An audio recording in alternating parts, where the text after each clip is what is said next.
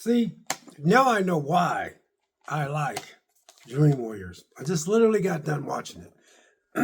and yeah, this is my favorite one for now because I ain't done watching them. I told you guys I was going to go through all these, right? So I'm still trying to go through all of them. But, I do have a job and I got stuff I do around the house and stuff like that. But yeah, I just got done watching, man.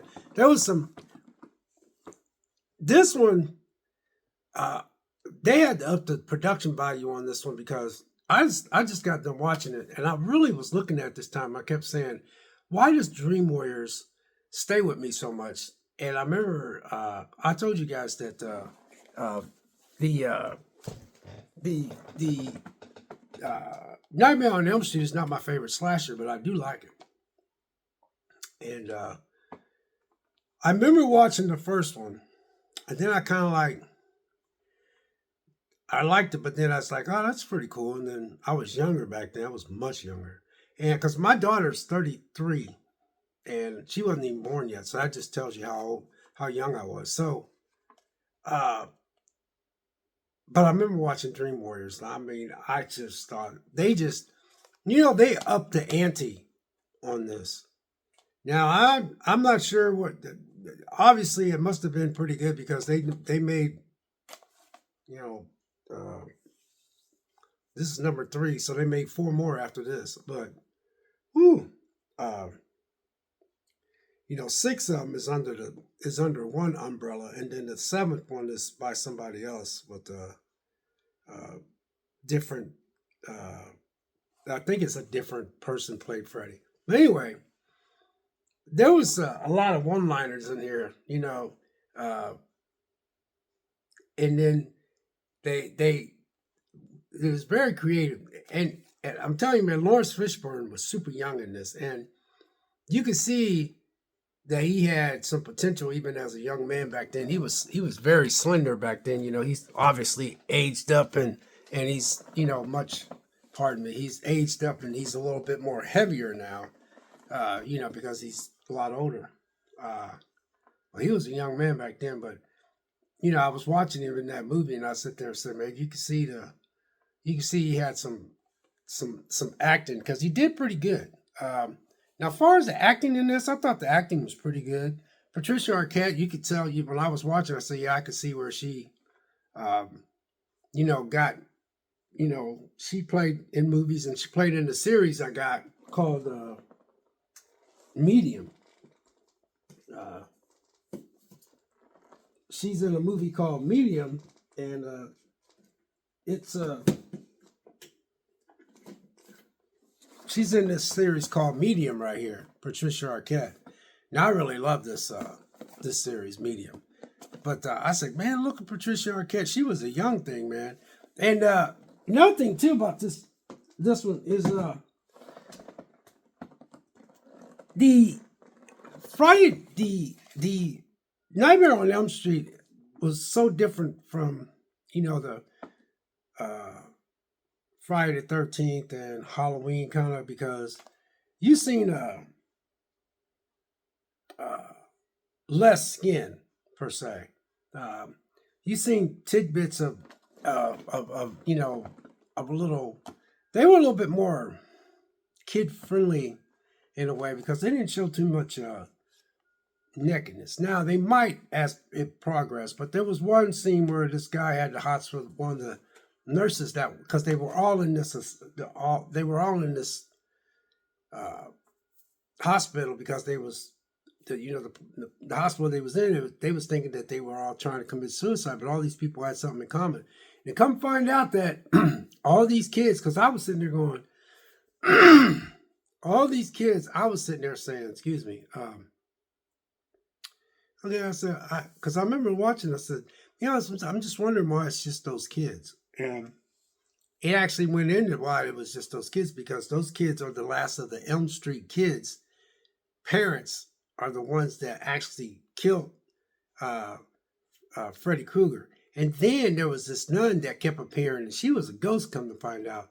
And she was the woman that got raped, and she got raped by these people that got locked up for 3 days in this place that it's been shut down for years at this at the same facility, and she was talking to one of the you know, the main protagonist was one of the doctors, and then the girl that came back, I kept sitting there saying, man, she came back, but she wasn't too much older than the people that was in the hospital. They just put this gray hair in her, this gray strand in her hair. She might have been because I was watching that, so man, she got to be about 4 years or 5 years, younger than those, older than those kids that she was dealing with. And then all of my, that man, but it went nothing too. They did a good job getting into the backstory because they were the last of the kids. The kids that was in there, their parents was the actual ones that went and got Freddy Krueger and they killed him. And then John Saxon, which played the girl's dad, he was still in it. He died in this too because I was putting this together. I kept saying, man, there's a lot of people in here that some of them's gonna have to be killed. So the one girl that was in the first movie came back. She got killed in the end. I was kind of like, wow. Then Patricia Arquette, she's in this. And then the special effects in this thing was just the practical effects and the special effects. You could tell they was starting to get their groove on.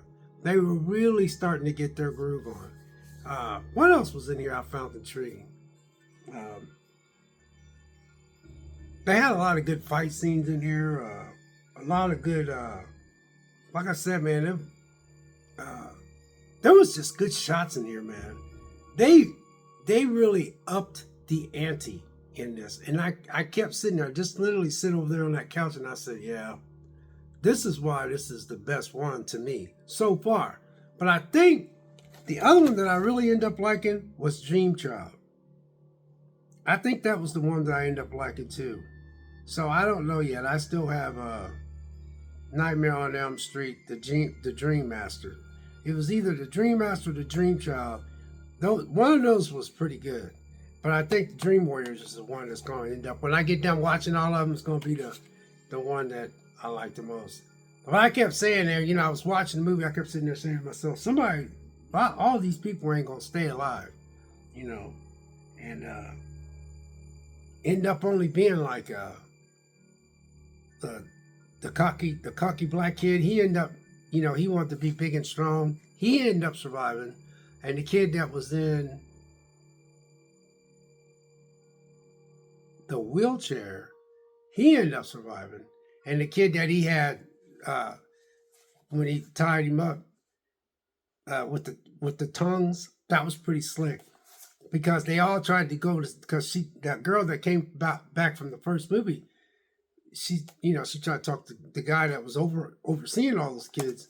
So let's all go in the room and try to fall asleep. So he tried to hypnotize everybody and try to fall asleep. And then Patricia Arquette's character, she was the main one that could draw them into this thing. And they woke up and they said, oh, it didn't work. But then they did work. They ended up getting into Freddy Krueger's world. But I'll tell you, this is it was a more serious tone. I think people liked it to the point where they thought there was parts in there that was funny. And I thought there was a lot of one-liners in there. What I mean by one-liners, he said, when he talked that kid that kid that couldn't talk, started making out with that woman, I said, man, that ain't nobody but Freddy Krueger. And then Freddy Krueger, he said, what's the matter? Tongue-tied? And then what was another one? He made a comment about the kid that was in a wheelchair, and when he's in a dream, the wheelchair had all these spikes on it. And he said something. I said, man, that's a song. What else did he say? But I remember watching it back in the day, and I thought those special effects was just so unique. There was parts like when he opened up his shirt, and I remember when I first seen that, you got to look at how you was looking at TV at that time. So when I seen that special effects, I was like, holy crap. When he opened up his shirt, he goes, I feed on souls. And then he opened up a shirt and it showed all the skin with the people like, oh, and they were all looking and everything like that. And I was like, and then when John Saxon and the guy goes back to the junkyard, they reveal where he goes, you'll find him in there. Um, that was pretty cool because I just thought they did a real good job of breaking it down. Don't get me wrong now. I'd still say there are some redeeming qualities in number two. I can see why nobody really cared for number two, or let's say not really care, but kind of like it was all over the place. But I thought number two had some stuff in there I kind of liked, man. I kind of like the fact that he's trying a different angle. He's trying to kill people through people. So he was using that guy to kill people. So he was using that guy as a vessel. I get that. It just didn't work. And I just think it didn't connect with people. I just didn't think they liked it. I think everybody wanted to be sucked back. So they went back to the roots of the first one where he gets you through your dreams. So just, somebody made a statement in one of the comments that swimming pool scene was pretty slick. When he came out of the water and then he went through the fence, and that was pretty slick. I also told you in the second one I thought it was pretty slick when they actually went back to where he worked at.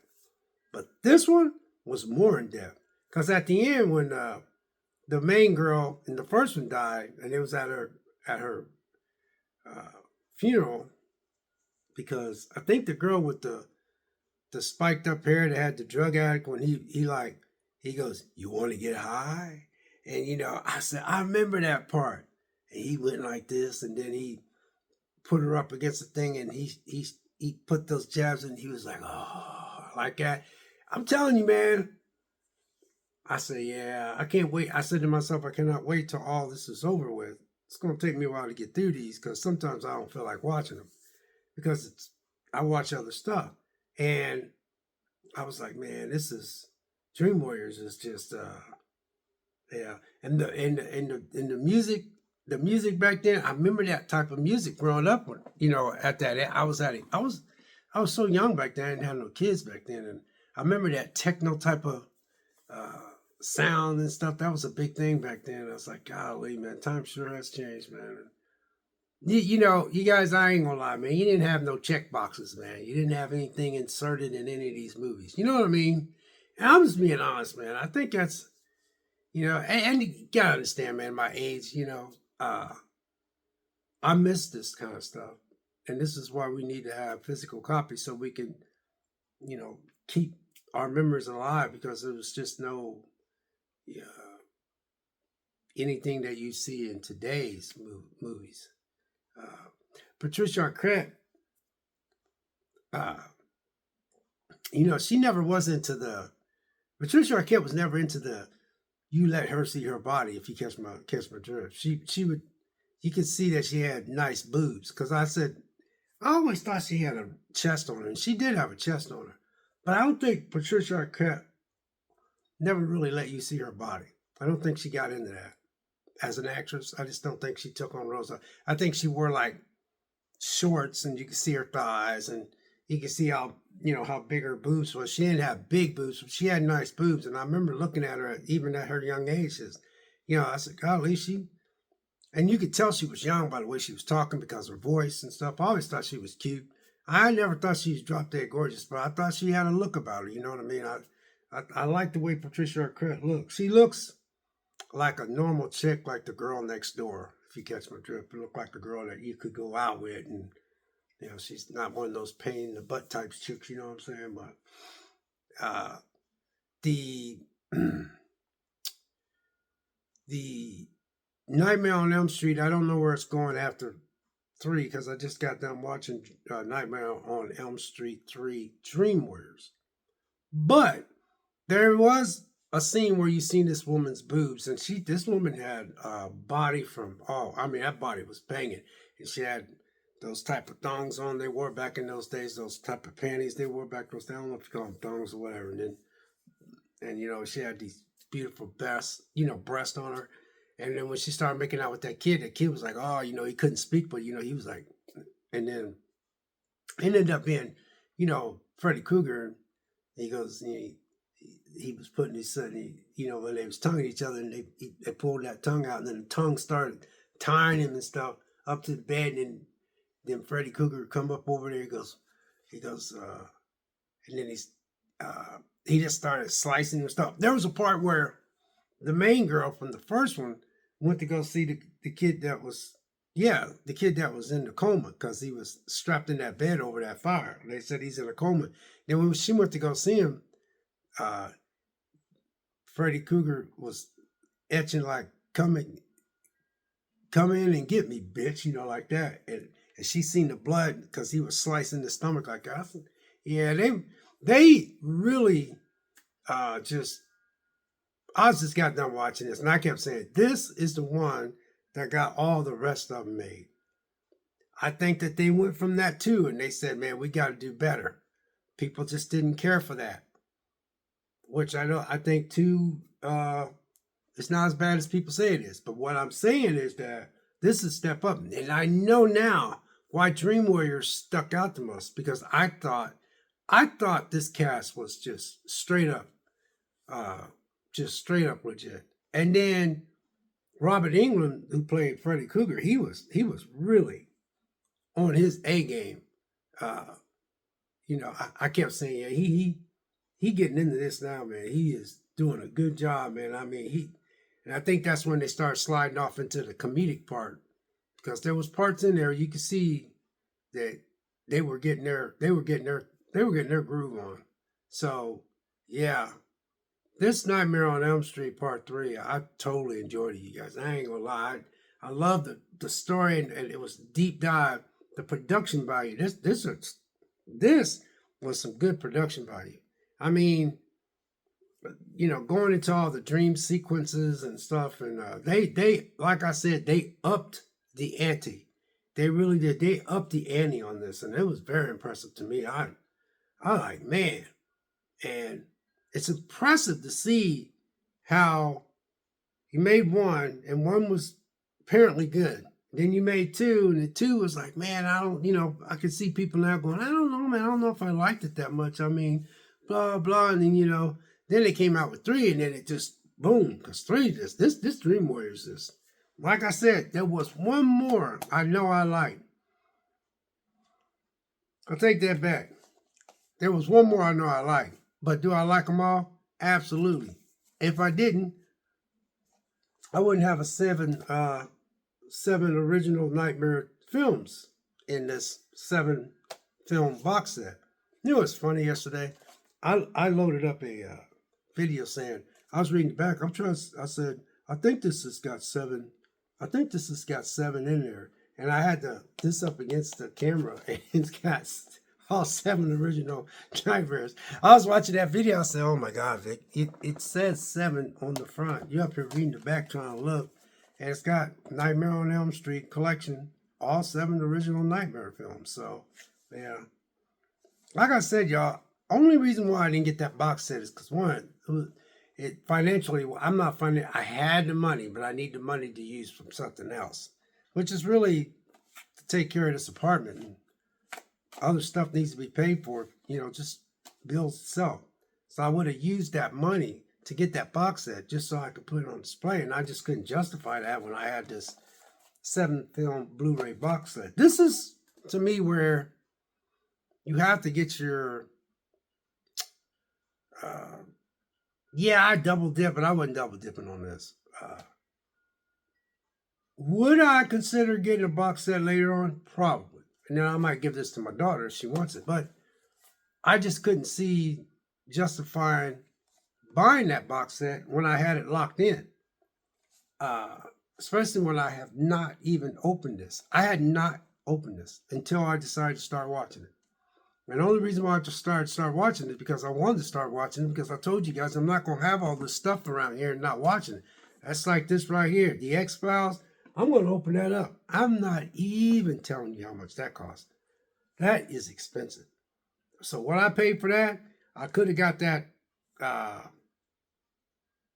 Nightmare on Elm Street steelbook box set because the outside is steelbook, all the inside is steelbook. So that's why it was so expensive. This is really expensive because it's got every X-Files episode, movies, all. It's got them all. It's the whole complete set. This is the complete set. Movies that was in the theater and all. Everything. It's even got posters, books, and all. I mean, I ain't even opened this yet. I might do an unboxing and do a video about that. But anyway, I just said, you know what? Let's cancel the order. Let's go ahead and open this up. And I had that 4K I showed you guys that everybody got a while back before. Remember that little 4K that was coming out? Everybody was all excited about it. Now, I did get that, and I told y'all a story about how I didn't get it. And so I was mad. And then 3 days later, it said it's on its way, and I got all happy. I showed you guys that video of that. That Nightmare on Elm Street 4K, man. That was just the original Nightmare on Elm Street 4K. That thing is nice. So I kept sitting there saying to myself to sum this up, you got that nice 4K. I showed you guys a video of that nice 4K. Everybody had videos of that 4K before that box set was even thought of. You know, steelbook box set was even thought of. So when I finally put that in, I said I was going to watch all these. I sit there and says, you just now put that in to watch that, and you bought that, and you never watched it. And you spent all that money for that particular one Nightmare on Elm Street 4K. And then on top of that, you've never opened this up and watched it. And yet, you're going to go get that box set, steel case box set, that has a steel case, outside steel case, with a sweater that has this little collar around all four squares. You know, the box has this collar. And then you open it up, every 7 films are all 4K, individually steelbook case. But I said, no, we're not going to do that because you dropped all that money for that one specific 4K. That thing is just awesome. You finally watched that because you said you're going to watch all these and put up videos. And then you've never opened this up. You never opened this up, and you never open this up, and you're not going to even, you have not opened this up, but yet you want to go buy that box set. So this is why I said I'm not going to do it. So I canceled it. Yeah. Now, you're probably saying, well, why would you buy that expensive? This was expensive. I'm talking expensive. But here's the thing. My job only works 40 hours. Back when I got that, I was banging out some hours. I mean, I was banging out 10, 12. I was banging out some hours, man. There's times I had 65, 66 hours, 68. I was, when you work in a factory, and y'all should know this, when you work in a factory, man, you work and you make this kind of money, you've been there for a while.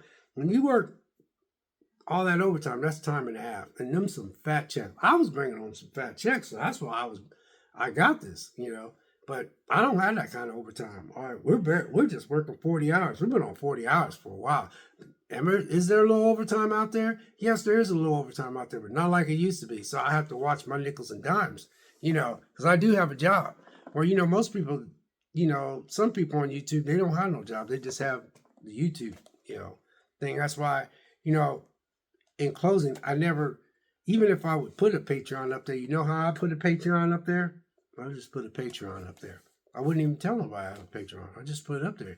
Then you probably say, well, why would you have a Patreon up there if you don't tell anybody you got it? Because they might just look at my channel and just notice there's a Patreon on there. I want people to do things out of the kindness of their heart. I want people to hit the like button out of the kindness of their heart.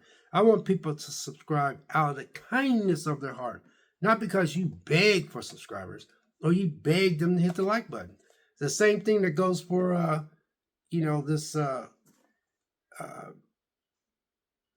if I ever put a Patreon up there. If I put a Patreon up there, I wouldn't even tell nobody. I just put it up there and just have it sitting there where somebody just happened to look at my station. This dude's got a Patreon. He'll never ask for none, That's how I would do it if I was to put that up there. Anyway, in closing, this Dream Warriors is just, wow. I'm kind of excited now because I'm ready to watch the rest of them now, but I'm trying to think, is the Dream Catcher or the Dream Child? That's the one I'm trying to figure out, because you got Dream Master, you got the Dream Child, then you got Freddy's Dead, the final nightmare. Then you got Wes Craven's New Nightmare. So anyway, God bless. Have a good evening. We'll catch you next video. We'll see you.